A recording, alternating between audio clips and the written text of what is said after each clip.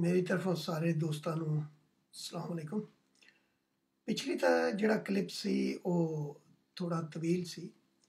ओहदे च मेरे आडियंस सन ओह लोग जिहड़े कि पंजाबी तहरीक नाल नवें जुड़ रहे ने और पंजाब विच जिहड़े पंजाब दे पुत्तरां च एक नवां शऊर डिवैलप हो रहा है उन्हां नूं दी जिहड़ी ओह लाइन है सिद्धी रखण वास्ते।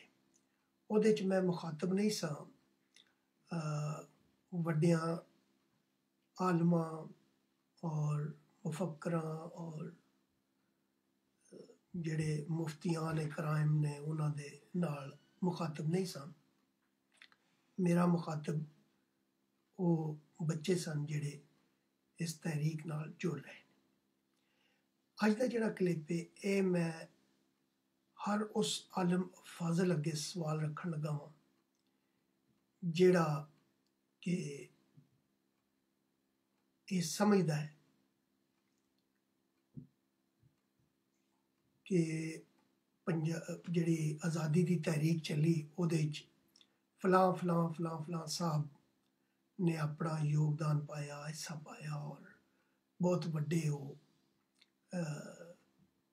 रहे ने। ओहदे च बहुत सारे लोग ने, किसी एक दा नां नहीं लैंदा मैं, बहुत सारे साढ़े लोग शामिल ने।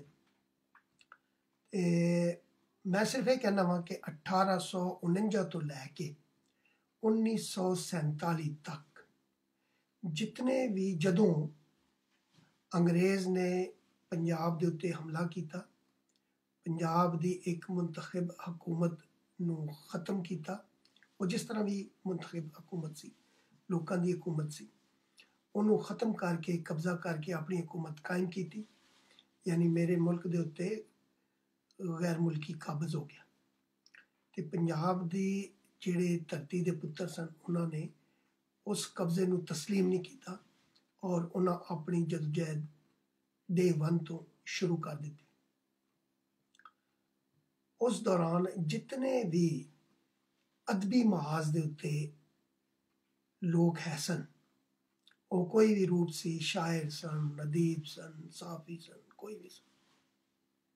नंबर एक उन्हां दा किरदार की बनदा सी अगर वो पंजाब दी धरती ते जम्मे सन, ते उन्हां दा की किरदार होना चाहिदा सी ते की किरदार रेहा है।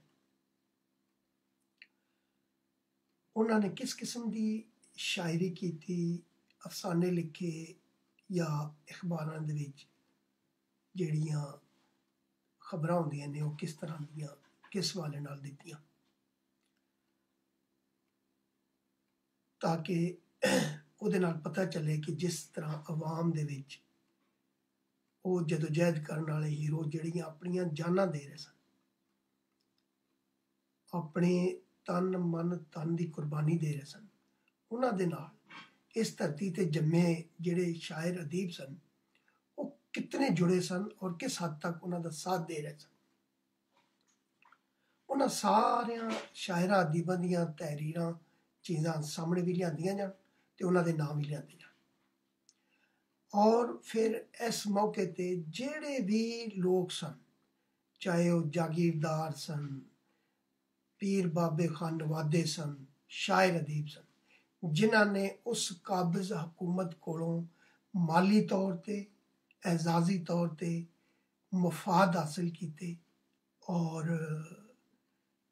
इनाम ते इकराम हासिल किए, उन्हां दा की मुकाम है, उन्हां दे नां सामने लियांदे जान। बस ए दो शार्ट क्वेश्चन ने, एहदे उत्ते मैं समझना वां कि सारे जिहड़े आलम फाजल ने वो आके डिस्कस भी करन और अपनियां राय भी देन और उन्हां सारियां शायरां अदीबां दियां चीज़ां भी सामने लियान दा रखन ताकि मैनू मेरे इन्हां सवालां दा जवाब लभ सके।